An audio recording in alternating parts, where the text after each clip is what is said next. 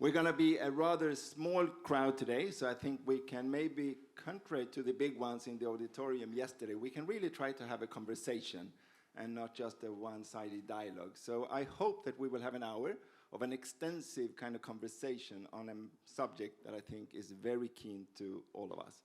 So once again, welcome to this humanitarian talk. It's about sanctions, it's about EU restrictive measures, and what we're going to try to do today is really to have a dialogue between practitioners, between academia, between donors, and between those that actually do carry out the work on the ground. That's the purpose. I think that we see it a little bit as a follow-up to the conversation yesterday. How many of you did actually attend the seminar yesterday on sanctions? Wow, good, perfect. I think we have the right start. So we look at this as a little bit as a follow-up to the conversation yesterday, right?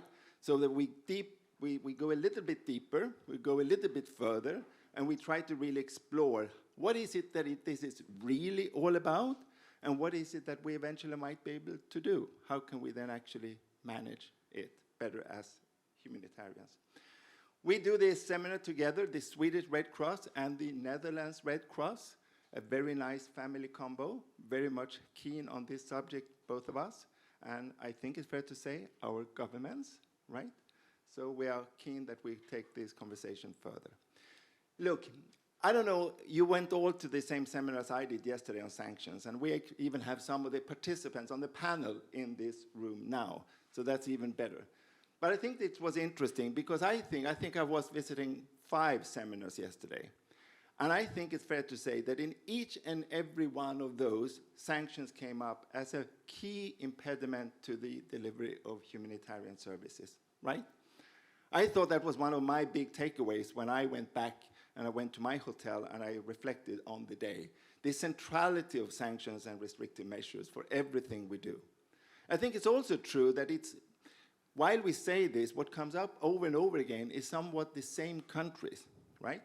We speak very much about Syria. Syria came up as an example repeatedly. But the reality is that this is something that if you look at the EU sanctions list and restrictive measures, there's more than 30 countries on the list, right? There are more than 30 countries on the list. So it's not only about Syria, it's about many other countries. And in those countries, of course, all of us work as well.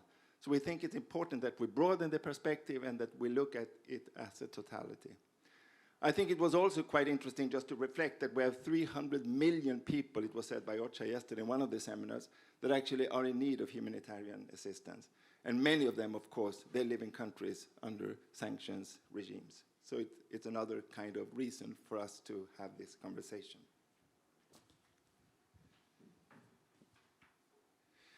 But what I think we have to have a conversation on, which did come up in the seminar yesterday, is kind of what is it this is really all about? What is it that the regime, what does it actually tell us? And I think that one of the things, and you were reflecting on this many times yesterday, is that we have a huge issue in terms of the over-compliance. That the question is how much of this is actually something that we have to follow because it is within the regimes, and how much of it is something that we kind of over-comply with because for a variety of reasons we are very cautious not to break any of those regimes. And I think it comes in a variety of ways, and I hope that's something we're going to be able to discuss as well on this seminar and in this conversation here this morning. So for having this conversation together with you, we have a group of panelists. So we have Emanuela, that is actually then from the, let me now read it clearly because it's not that easy with the titles. Emanuela, who is a senior research fellow at Oxford Institute for Ethics, Law and Armed Conflict, kind of an academic sanctions expert, I think that we can call you, right? We have Klaartje from the Netherlands Red Cross, where she is the head of strategy and diplomacy. And I think it's fair to say, Klaartje, you are a practitioner. We're colleagues and you are a practitioner that is actually then, well, you're living the consequences of sanctions on a daily basis. And then we have Jeroen Romegin, the policy officer at the Humanitarian Aid Division at the Netherlands Foreign Ministry. You're so much welcome. So I think we might kick this off by actually asking then Emanuela, or Manu, is that okay? Manu, as academic, to really start by kind of telling us, what is this really all about? What are sanctions that we constantly speak about? Who imposes sanctions? And how do they actually work? Can you give us the kind of the brief version of this? Manu.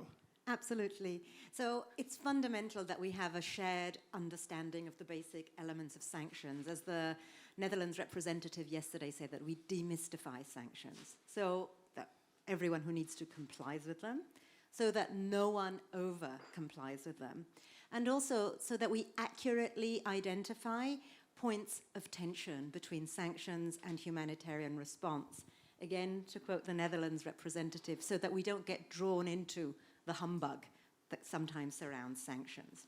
So what are sanctions? Sanctions, referred to in EU technical language as restrictive measures, are a range of measures that aim to influence the behavior of states, groups, or individuals without involving the use of force. They can have a number of different policy objectives: preserving peace, ending conflicts, promoting compliance with IHL and human rights, and counterterrorism objectives. So sanctions are a key counterterrorism measure, not the only one. A number of different actors impose sanctions. The Security Council does so. Sanctions adopted by the Security Council are binding on all UN member states. The EU gives effect to UN sanctions. That's what we were talking about yesterday when we were talking about transforming UN sanctions into EU measures. The EU also adopts additional autonomous sanctions in different contexts, where the UN hasn't acted, against different people. Importantly, it is member states that give effect to UN and EU sanctions. It's member states that investigate and, where necessary, grant the necessary licenses when this is foreseen. How do sanctions work? They aim to bring about this change of policy by imposing a variety of restrictions. These could be embargoes on bringing military equipment in. It could be other export restrictions of particular goods, travel bans, and financial sanctions. And these measures, it's important for us to bear in mind, are imposed just on the people or groups that are targeted. When we talk about UN sanctions, EU sanctions, these are targeted or smart sanctions. The UN, the EU do not impose comprehensive sanctions on a country. So please, let's not talk about the country being under sanctions. Why are we here today? Because transactions by humanitarian actors can fall within the scope of the restrictions in sanctions. Most notably, it is financial sanctions that cause the greatest points of tensions. They prohibit making funds or assets, commodities, available to designated persons or groups. And this can catch, for example, incidental payments that humanitarian actors may have to make as part of their operations, or relief consignments that are diverted and end up in the hands of designated people can be caught by the sanctions. So we have a particular problem here. Other sanctions can have a problem, also cause problem. Restrictions on the import of dual-use goods, for example. During COVID, there were materials that were necessary for COVID prevention that fell within the scope of the restrictions. Commercial companies that you need to rely on might be designated. Or there might be other restrictions. For example, as initially adopted, the EU sanctions on Syria prohibited the purchase of petroleum products. So clear problems for our operations. How can we avoid these tensions? As a matter of the letter of the law, it's very simple. Include safeguards that exclude or exempt humanitarian action. That's pretty clear, isn't it? Shall we try, before we then move on, any questions of clarification on this one? Now you have the chance. Or anything that you would like to put up as sanctions experts yourselves, that this, oh no, Manu, you didn't get this particularly right. Any of those kind of clarification questions? Because at least I acknowledge, I worked very much on Syria. I thought I did know something about sanctions, and then I started to work a little bit more. with this group of people. And gosh, I understand there's a lot of things I don't understand. What about you? You're all perfectly. That's pretty good. Wow, I think we have a good start. So Claire, this sounds perfect. It's just to follow the regime, and that's it, huh? Yeah. So as a humanitarian actor, it shouldn't be that difficult, or? Or. Or, there we go. Otherwise, we wouldn't be here today, I think. So just a big disclaimer to start with. I'm not a lawyer. I'm not a legal expert. She is, and he is. So difficult questions. Go there. I'm actually trained as a biologist, just so you know.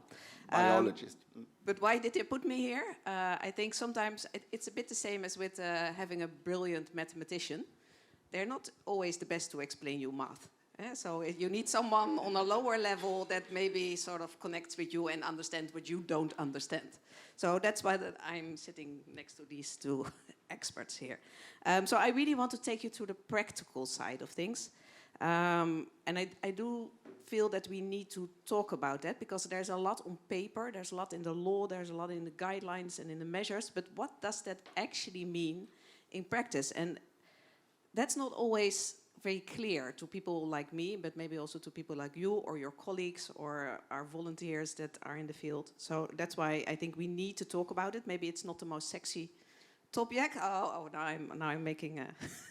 No, but it's like I have 2 almost teenage boys. It's like sex education. You need to talk about it because otherwise you have a lot of... Many one-liners here today, huh? Yeah. No, I'm trying to spice it up a bit here.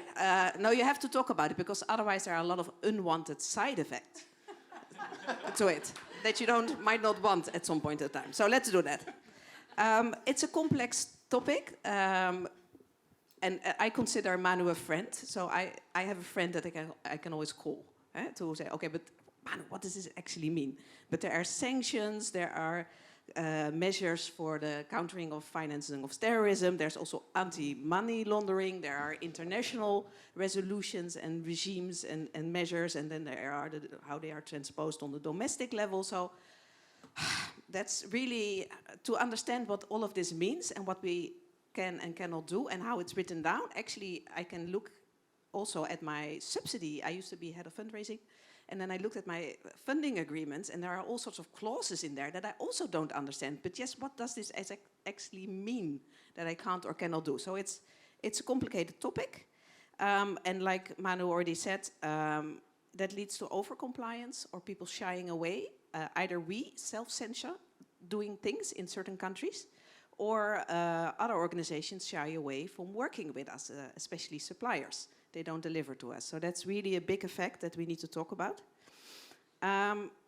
Before I will go to what Manu calls my circle of hell, that really goes to the different steps of what we need to do. I also want to make a link. You already made a link to some other sessions yesterday. I attended the birth of the baby of Michael Köhler, which was the localization guidance, basically. But we're back to sex education, I have the feeling. Anyway, we need to have a strong and efficient local response system. I think there was no one in the room that didn't agree to that. So we always say in the Red Cross, as local as possible, as international as needed. But how do you build a strong and efficient local response system? And how does that interact with sexting? I think that's a topic maybe that we need to explore really further, because strong local and national actors don't magically appear out of nowhere. Everything that is there needs to be built before a disaster strikes or before a crisis happens. So you're talking about really preparedness, pre-stocking, having trained and qualified staff and volunteers in the field. You talk about due diligence and certification. You talk about agreements. I think there are many sessions also in this forum about anticipatory action, early warning, early action systems. You need to make agreements to work with the meteorological offices. So this is all done before a crisis happens, with local and national responders being community-based and being strengthened. This might be financed not solely from the humanitarian pots. So we also need to realize that that is happening. And when the funding agreements to do that work land on my desk, I really have to look what's in them. And then I'm sometimes puzzled, can we actually sign this or can we not? So I will go a little bit into that, but the focus mostly is really how sanctions and other measures affect our humanitarian response, but know that we need this strong local humanitarian ecosystem. So contractual conditions are important as well. Maybe last that I want to say is we always need to be able to, and I think there was a gentleman in the session on sanctions yesterday who said that we always need to act upon our humanitarian principles, whatever we do. In whatever country we are operating, and indeed there are more than 30 that where sanction regimes apply, different variations of that, but also in the Netherlands we have laws. So everywhere we need to be able to follow our humanitarian principles. It's not a pick and choose menu that we sometimes do and that we sometimes don't. And that put especially our volunteers and staff in the field at risk if they are no longer seen as neutral and independent and impartial. So that's another, for me, important message that I want to give, that this is who we are, this is what we do, and this is what we always do. So let's go. Let's hope this is working.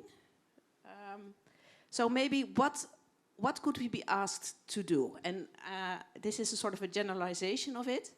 It can differ per context, but also per funding agreement and what's actually mentioned in there. But by and large, let's imagine somewhere a disaster is happening. So what happens in the Red Cross? Then there is an alert.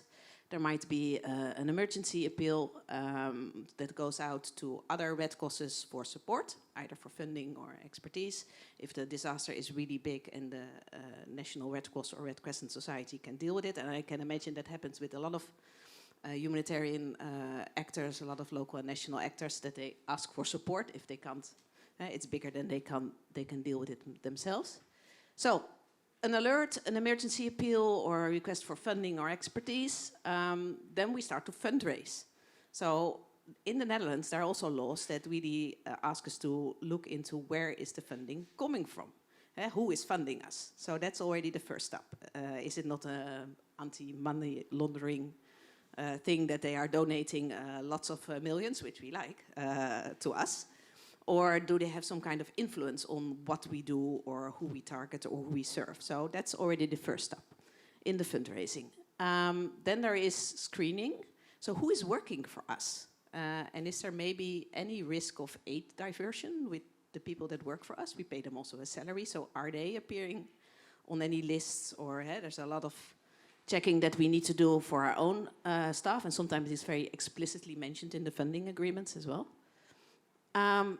Then where is the disaster happening? So we heard from Anders, there are many countries where sanction regimes apply. In the Netherlands, there's also for a long time a law in the making that was requiring people before they travel to areas controlled by a terrorist group to get prior approval of the government. For us humanitarians, but also, for example, for journalists, that was a huge problem, because not only it affects our independent and neutral status, but also practically it might take time, it might take days, it might take weeks before we get that approval. So, and normally we have a search system that mobilizes people within 48 or 72 hours. So is the government going to respond to us? So that a lot of discussions on that, and Jeroen knows, but it's back to the drawing board now, and now there is an exemption for UN and Red Cross, but for other humanitarian organizations it's less clear, so that's why they're still working on it. But that's an example that you always have to look very clearly and be very sharp when the laws are made. Like, is this actually helping or hindering us? And you have to speak out and you have to communicate when that happens. So where is it? That's the next one. Oh.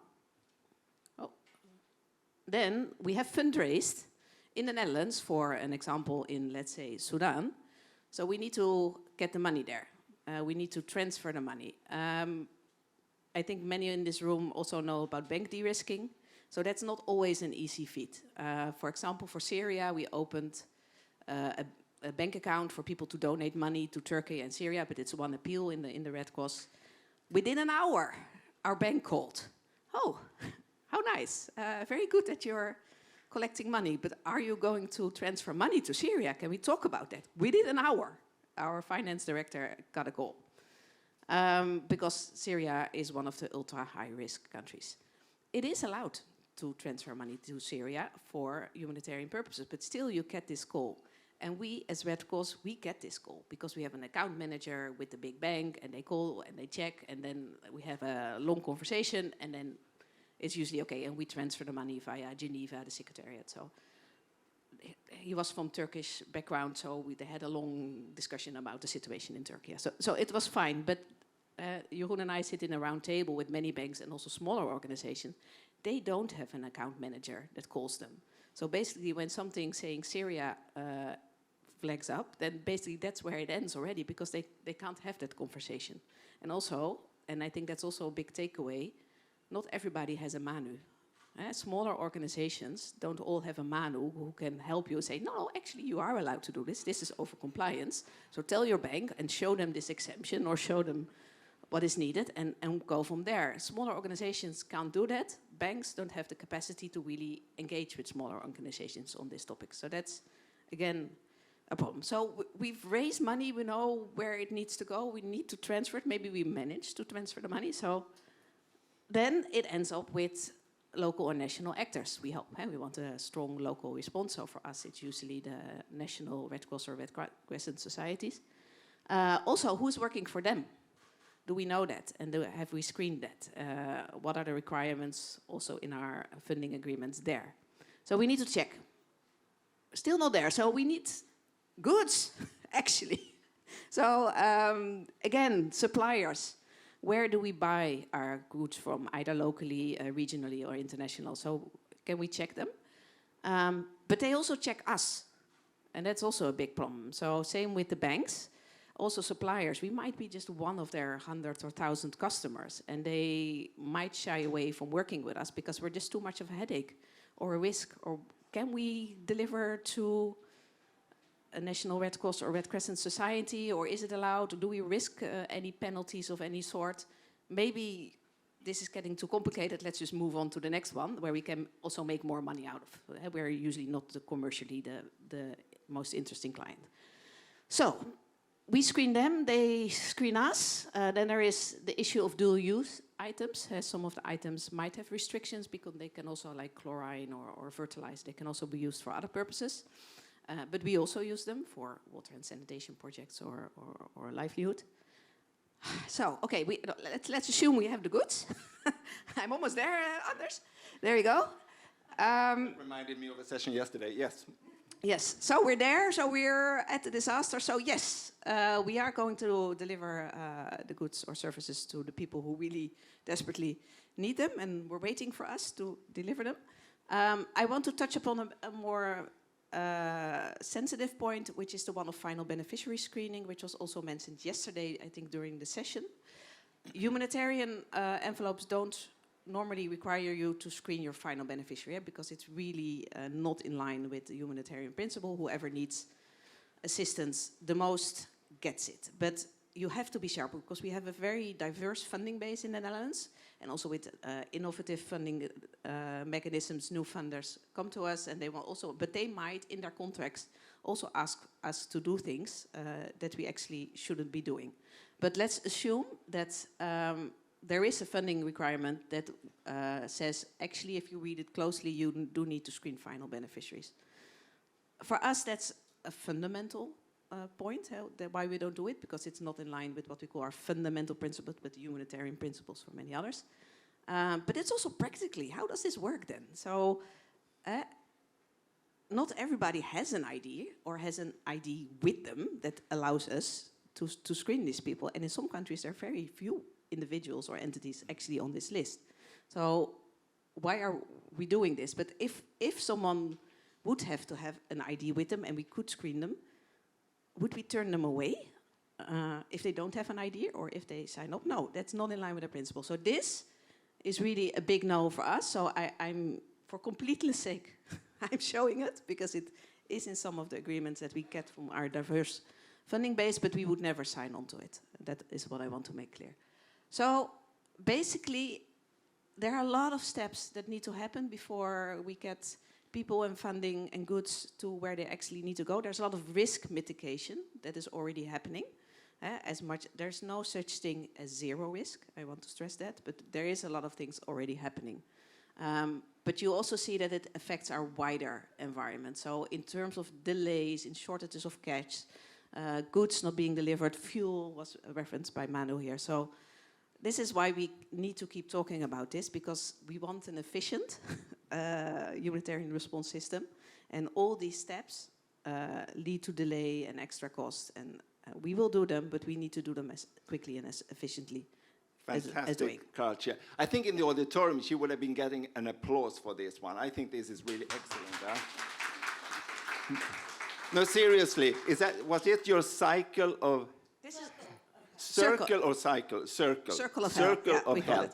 Why don't we try, I mean, all of you, in one way or the other, are working affected by sanctions or restrictive measures. What's your take on what Claudia has just presented? Does it make sense to you? One can ask yourself, how on earth can we get anything through in any of those 30 countries, isn't it? So some reflections on this one. Anyone that really says, it's not that complicated, or you might say, oh gosh, this was just the first beginning of the story. You spoke very much yesterday, very eloquently, and now you're silent today. I don't want to bother everyone with the Syrian example, but actually it's perfectly true what you're mentioning. But despite this, we implement, and this is something that we have to keep in mind, and we should not be discouraged by this. So you are representing the INGOs in Damascus, right? Many of you met you yesterday. I think it's extremely interesting. Anybody else? Is it a perfect example of what it actually looks like? Can we see some nodding? You have to be a little bit livelier, even though it's 9:30 in the morning. Is it a good example? Is it a good illustration what it is all about? Claudia, I think you did your work very, very well. You get a stars in my book when you get... Yeah. Now what? The question is then, of course, now what? I think there are two things here. I think we're going to go back to you, Manu, for a couple of clarifications. And I would start slightly from the end on the final beneficiaries, because I think there was one thing yesterday in the session that was not mentioned, except by you, by the way. That was the whole question about screening of final beneficiaries. And we said, as Claudia was just saying, it's an absolute red line for all of us, I think. Or, yes, I think, rest.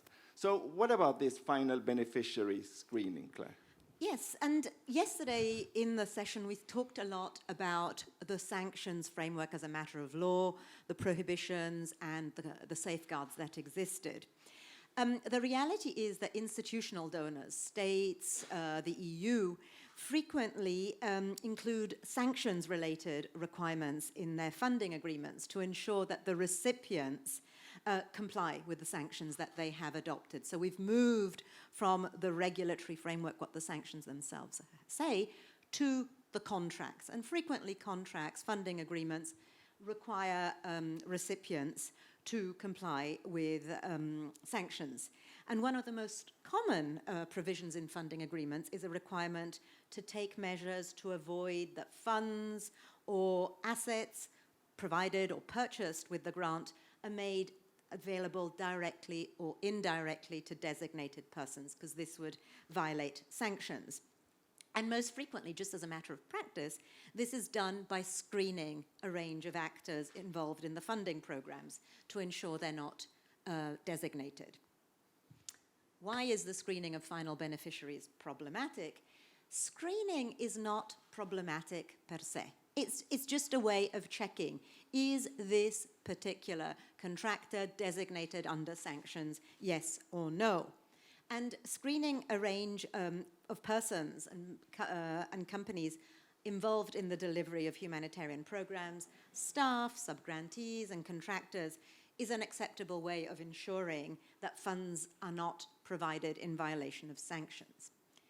Screening becomes problematic if it can lead to the exclusion of someone from the humanitarian assistance that they have been determined as requiring. Once someone has been determined as being in need of assistance on the basis of eligibility criteria that are very frequently agreed to with the donor, depriving them of this assistance would be problematic. And as a matter of law, it's problematic for a number of reasons. A, it goes beyond what the sanctions actually prohibit. It would be incompatible with international humanitarian law. It would be incompatible with human rights law. It could frequently be incompatible with humanitarian principles, always incompatible with humanitarian principles. It can be incompatible with medical ethics if we're talking about medical programs. It also, as we briefly mentioned yesterday, it also has data protection concerns that haven't been discussed so much, but there's also that dimension. So it's really, as you say, a no-no, a red line. The EU Commission issued guidance on how sanctions interplay with humanitarian action and said that it's not required for humanitarian operators to screen the final beneficiaries of humanitarian aid. So where are we at on this? As we've said, humanitarian organizations have been willing to screen staff, subgrantees, contractors, and vendors, but they have drawn this red line at screening of final beneficiaries. On the whole, this has been accepted by key donors to humanitarian action. However, it's important that, as Klatsche pointed out, that local actors be able to respond as foreseen by IHL, human rights, in accordance with humanitarian principles, in all situations. This needs to happen before, during, after armed conflict, in response to natural disasters, and also in times of peace. I have seen contracts applicable in the EU in times of peace for medical assistance that require the screening of final beneficiaries. So someone, a recipient of a grant in Europe, before providing medical assistance in Europe, would have to determine whether someone is designated or not. That's clearly very problematic from a human rights law and from a medical ethics perspective. So it's problematic, and the source, the funding stream, the funding envelope is irrelevant. There's no legal obligation on states to provide funding, but if they do, their funding agreement must not include provisions that are incompatible with IHL, human rights, or medical ethics. And again, I emphasize, the funding stream is irrelevant. It becomes really technical, isn't it? But, you know, the question I have, Klatsche, is a little bit like, you have really, in a very pedagogical way, sex education way, kind of described this circle of hell, right? I will use that, by the way. My boys is slightly older. They didn't need any sex education anymore, or they do. I don't really know. Anyway, the question I'm asking myself, so there are a huge amount of issues and dilemmas and challenges to this. But if you imagine that we would not have them, would we have been able to raise more funds? Would we have been able to deliver more? Or are we simply able to overcome it? It's complicated, but we overcome it. I mean, it's... No, we for the Red Cross programs, we would have been able, we have said no to agreements that had clauses in there that might include final beneficiary screening, and then we actually try to negotiate, saying, hey, this is problematic for us, and sometimes we overcome it, and sometimes we don't, and we say no. So this was really for... And this is important. So many of you, I suppose, have working for humanitarian organizations, for actors on the ground. How many of you have actually said no, as far as you know, to either funding or a supplier or anything like that? Up with a hand. How many of you have actually experienced this as a real issue? Oh, 10? 10 out of 50-something? So what was your issue? Our issue wasn't sort of necessarily directed or connected to sort of specific, or there were sanctions, but we had the contract with USAID, which sort of went sort of global instead of just pertaining to the specific program that we had funding for, and since those terms and conditions were sort of applied organization-wide, program-wide, globally for us, we were not able to continue working with USAID on that of that reason. So you would argue this is a major thing? It's something that is it's a daily conversation for you that you have within your organization, whether or not there are sanctions regimes and you can or cannot receive funding or you can implement as you would have liked to? It's in focus, definitely, yes, on sort of how we can work, both as in the humanitarian, but also in the long-term work that we do. Anybody else who raised their hands? Please. Okay, so in our case also we were part of a consortium. I'm sure many of the organizations that are here, we're also part of the same consortium, and we were granted a large fund to support, I think, economic resilience in Syria from a non-humanitarian donor, and actually DG NIR, I think it was, and one of the clauses which didn't explicitly requested the screening of final beneficiaries was actually interpreted by our donor, and so we were asked to display the manner through which we were going to comply with this interpretation.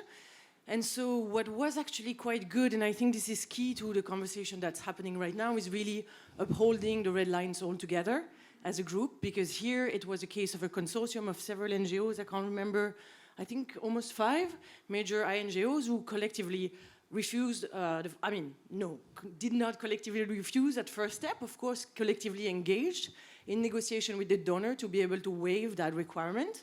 And again, I think it was important to be understood that it was an interpretation. It was not an explicit clause requesting the final screening of beneficiaries, but rather an interpretation of it. And so I think we negotiated for colleagues negotiated in the field, as well as at HQ level for quite a long time, and it didn't work. And then there was a collectively withholding the delivery of and the suspension. And to this date, I'm not sure. I mean, it's quite sad because obviously on the other end, it's a large project of economic resilience in Syria, which was not implemented. But at least there was some sort of collective red line, which I think is something that's needed. Thank you. May I make a quick poll?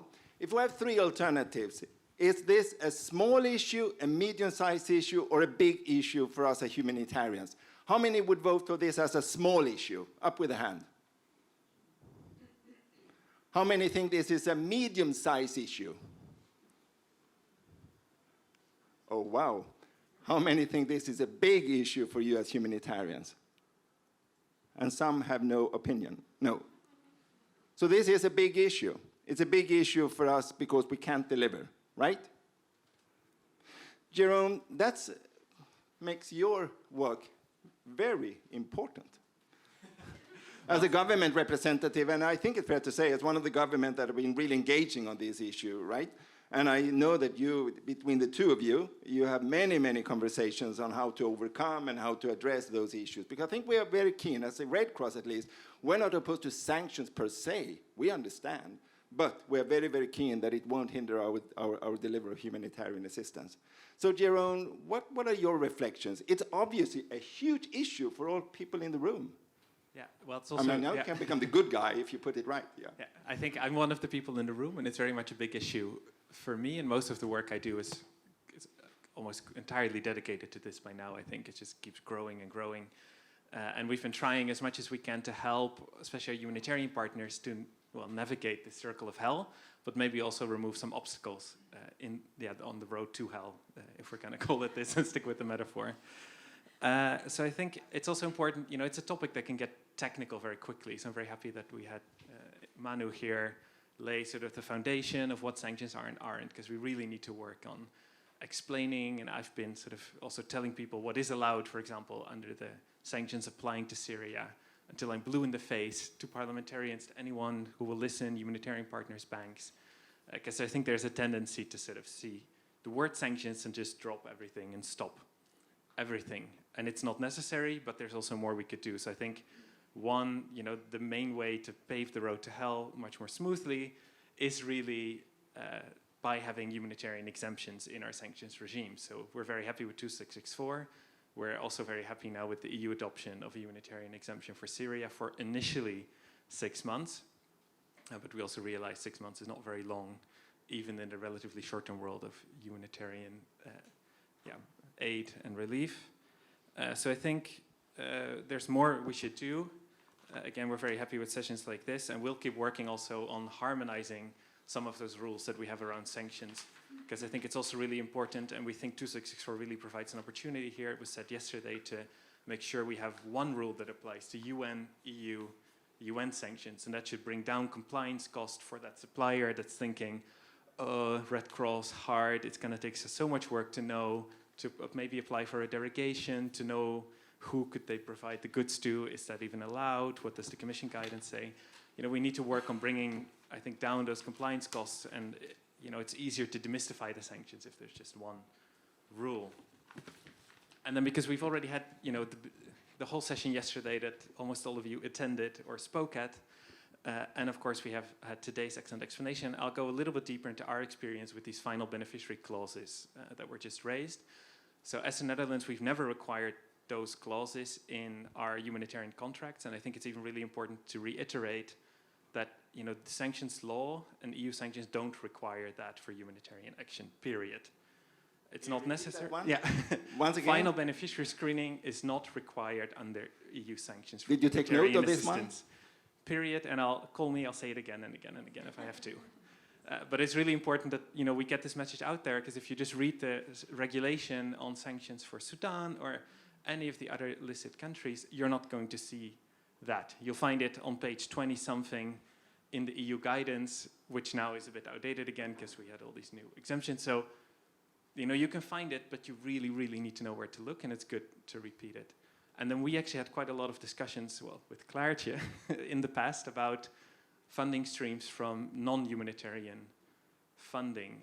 And of course, we talk the talk on the nexus, and we try and, you know, make sure that, you know, especially a lot of the structural long-term crises aren't just addressed through humanitarian aid and through humanitarian funding. And we had a project where the Red Cross was applying that did have this kind of clause initially in the contract. But after a lot of discussions, we've actually decided we don't apply those clauses anywhere in our contracts, and we also won't now as a matter of policy. And so I think that's also an example of how as governments we can be responsive to these requirements. And I think there's a few really good reasons to do that. A, sanctions and the way they function are already in Dutch and EU law. And so whether you write any kind of requirements in the contract, the law still applies, and it doesn't require, you know, the final beneficiary screening for humanitarian action. So it feels a little bit like saying, putting a clause in the contract sometimes that says something about when you can cross the road at a red light. Yes or no, like we already know it's already in the law. Why would you go above? And I think there's also an additional sort of risk here if we think. Of course, we pushed quite hard for the grand bargain, and I think a lot of people weren't thinking about the grand bargain or about sanctions when they were negotiating it. But there's also an element there where you put all the compliance risks squarely with the organization receiving the grant rather than sharing it or working through the issues sort of together and seeing what applies where, what doesn't. So I think that's another reason sort of not to do it. And then there's the most important one is the principled point, right? That I think if you do this, you become sort of actors who almost implement EU foreign policy in a way, and that's not what we want you to do, and it goes against humanitarian principles, and it can even clash with human rights law and other forms of law. So those are some of the reasons we had for that. We don't know, not everyone in the EU applies this in the same way, but we're very happy to engage with anyone who is working on this or through this, or see if our example or experience can help. We also think that it's just not, these contracts, but also sanctions are not the way to fight things like aid diversion. And that becomes very clear when you look at a country like Sudan, where we have 3 individuals on the sanctions list, but there's probably thousands of actors who none of you in the room, from a do no harm perspective, would want to be funding. And so there's I think that's a perspective that's much more constructive, that also as donors and humanitarians we can work through and agree on without, it's not what sanctions are for. Sanctions are meant to pressure political elites to change their behavior so they become more compliant with international law, international norms, peace, security. That's what they're meant to do, and that's also how we use them. They're not meant to harm humanitarian action. So I think I'll conclude with a few things. Well, we'll stay committed to working on these humanitarian exemptions and doing them in an as harmonized and clear way as possible.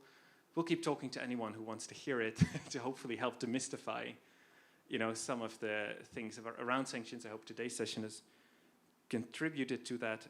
And then I think some of the next steps we also have to start looking at is actually things like CT and AML legislation that come over top of this. And then maybe a final remark is also helping to demystify it also helps separate more clearly genuine concerns that all of you in the room have around sanctions and some of the misinformation that is being spread, especially by sanctioned actors who will make claims about sanctions that aren't true and also abuse your genuine concerns that are there for political purposes to put pressure on the sanctions. So the more we demystify it, the more constructive we can be.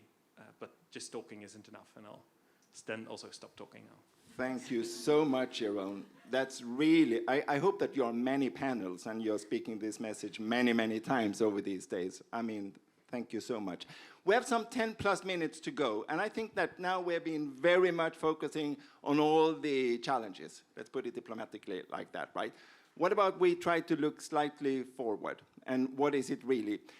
Klache, if you would have you have your cycle of hell, you have your cycle of heaven. So on your wish list, what would be really the things that you, more than anything, as a humanitarian activist, as a humanitarian actor, that you really would like to see? There was a lot of talk yesterday about harmonization, predictability, right? Those kind of things. So do you have any kind of, this would really make my life easier? We didn't practice this question before, no, we didn't. Anders, so you put no pressure here. No, for me, it's clarity and understanding. I think that's what we need, basically, and also to get away with all of the overcompliance or the self-censorship or that we see happening. So for me, that would be a big, and it helps. So we are in this round table that you communicate and that you really understand from the different sides, like what is helping you, what's hampering you, and what is or isn't allowed, or how do we overcome this. So for me, there's a lot in clarity and communication to do. And my other big thing is, indeed, we need to strengthen the whole humanitarian system in any way we can. So we're talking to the already converted again in this room. I think, so we need to widen that conversation a lot with other actors as well. That might that not be applies to many issues we're dealing with, isn't it? But the clarity thing, I saw a couple of hands. Who was it that wanted to speak to this particular? Yes, please. Yeah, okay. It's one of those very close to the mouth again. Rapper, yeah. Yeah. So, sorry, I wasn't there yesterday. My name is Anne-Sophie Lincoln. I work with DG ECHO as one of the thematic experts on protection based in Asia region, where we're certainly also, or our partners rather, are facing a lot of issues with sanctions. But I don't know if I can really add to the sort of more positive. I'm actually, I was hesitating just before with the hands up, medium or big problem. And I just wanted to, because for me this is one in a whole range of impediments that is because of overcompliance, because of fear of taking a wrong step, right? And I think that affects, if I may say so, also my own organization. You know, it's yes, there are sanctions, but then there's all of the NGOs laws, the access restrictions, and not only because of security. It's about government travel regulations. It's about collapsed banking systems. If we look at Afghanistan, Myanmar, it's about how do you engage with de facto authorities, which obviously links to the sanctions, but is more than that. And then all of this then, and I love that you made the connection also with the localization, because I think that is a massive challenge. And in some cases where we're even, I mean, I call Myanmar a forced localization process, which is a wrong way of doing it, right? We should do it because, as you say, as local as possible, as international as needed, but in this case, no choice. So I was just sort of trying to have that more overall perspective. I'm not sure it helps in any way, but for me, this is one of many impediments that are increasingly affecting our ability to reach that final beneficiary. And I mean, again, underlining, we would never, from ECHO side, demand a screening of beneficiaries. Actually, we said, no, we will not fund you if you do that. So I think also we have wanted two to highlight very that. strong statements here today from the Dutch government and from the EU colleague of ours. Thank you so much for this. Let's have one more, and then we try to have a final, please. Thanks so much. I'm Adela Diakonou. Some of you have seen me yesterday. I'm a sanctions practitioner in Philips Healthcare. So I put my hand up saying that it is a huge problem, but I want to say something else about whether or not this problem is solvable in a sustainable way. And I strongly believe as a practitioner that it is possible, but there is one particular gap, and that is the gap between private sector and the humanitarian. And the biggest gap I see is language. We speak English, but we don't. So if you see in a contract, and I've heard just quickly, I saw in a contract talk about final beneficiaries. If you talk to a bank about the term final beneficiary, they will think something else. If you talk to me about it, I wouldn't know what exactly you're talking about in the corporate world. And if you talk to humanitarians, it's really a person receiving something. So one of the things I want to say before I can get the mic out for the timing is that understanding as humanitarians that corporates can do certain things, but only and if they have a commitment from the management to act in risk areas. So partnering with the corporate organizations within this circle that you put up there is really critical to your success as humanitarians. And there will be people in a corporate world that will dump the risk and responsibility to you. And that is where misunderstandings come from, in my opinion. So partnering with those that have the same type of humanitarian language as you. Thank you, and thank you for your participation yesterday as well. I thought it was extremely. As a private sector practitioner on humanitarian aid, I like that. That's good. But really, two key messages there, right? We have to partner with the private sector at the most senior level to get the kind of the management on board, isn't that? And then, look, all of us, we have a lingo, isn't it? That we have to be very mindful of. We have a lingo that nobody outside this room, or at least outside this building, would understand. Look, if we just have a couple of minutes to kind of conclude, and I would like to see the way forward somewhat on this one. If I start by you, Manu, from an academic point of view, where do you see the openings? What is it that you could potentially do something about?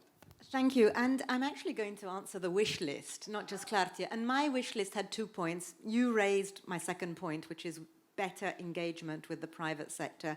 My first wish is to make smart sanctions smarter. So I'm right upstream, right at the beginning of the highway to hell.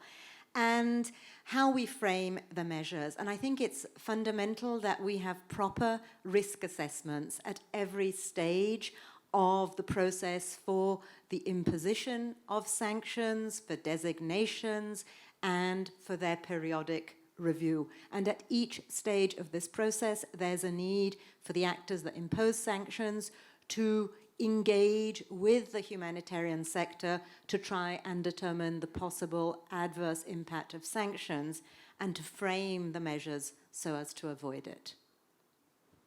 Huge upstream, and that's going to come back to you, Jerome, Justin. Anyone else that would like, what is your wish? You now have the opportunity. What's your number one kind of, if it was Christmas around the corner, what would you have liked to have as a Christmas gift? Anyone? Yes, please. Thanks. I mean, I'll follow up on actually the question that I asked yesterday at the panel, which is on my wish list, but it's for the EU, in their restrictive measures and in their exemptions, to follow the US examples? Because for all we can say about the impact of US sanctions, their general licenses are quite good, their exemptions. They're broad, they include activities to support democracy, rule of law. Jeroen just spoke about a project that you were supporting related to the Nexus, and I think that's something that really ties into this, is that I find that the discussion within the EU on humanitarian exemptions are just that, strictly humanitarian, when they need to be broader, in line with the discussion we're having. So EU follow the US. That was a tough one at this particular event. Got it. Yes, one more. Arjen Joosen, Dutch Relief Alliance. For the EU to not follow the US, and particularly also because of the experience of working in North Korea and the not only sanctions but also banks forcing organizations to be actually withdrawing from their programs, where humanitarian sanctions, at least from the EU perspective, could have an independent and humanitarian perspective. Thank you. So follow the US sometimes. Yes, got it. Very well balanced. One more, please. Thank you very much. Not to say follow the US, perhaps to say follow the UN. I mean, if we're saying the wish list, what is out there now is 2664 that provides a humanitarian exemption, and that to follow for potentially other items, so to say. So well-framed, standing humanitarian exemptions for the way forward to be implemented, and therewith carve out humanitarian actors, making sure that they're not part of sanctions regimes. Thanks. That was a brilliant kind of bridge and segue into the, not? Follow the UN with one caveat. Private sector is not there. Okay. So follow the UN with one caveat. Follow the UN and expand it, please, because humanitarians cannot work alone. Yeah. Got it.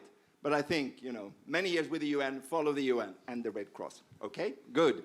Jeroen, this is really on your shoulders, huh? Yeah, you're going to fix it within the EU, and you're going to engage with the Americans, and Yeah, well, you asked, of course, for the Christmas list, and I think it was good that 2664 came in right before Christmas last year. Yeah, well, as something of a Christmas gift, I think, to this. Yeah, a lot of the points are well taken. I also think there's just a lot, it is we see it here, it's a very complex issue. I tend to explain it sometimes referring to Greek mythology, where you had the Hydra, which was a monster. When you cut off one head, two more appear. And I think this is one that's not, it can sometimes feel a little bit like this. And so it takes going one step at a time, but making sure that, things are clear. I think some of the points we definitely need to look at is in these discussions and in the roundtables, we've had at least private sector involvement has very much meant banks. And so we've learned at least to speak bank, and they've maybe learned to speak humanitarian, but I think we also need to learn to speak medical supplier, for example, and really look at those, and also how, private sector suppliers to humanitarian organizations, for example, fall under 2664.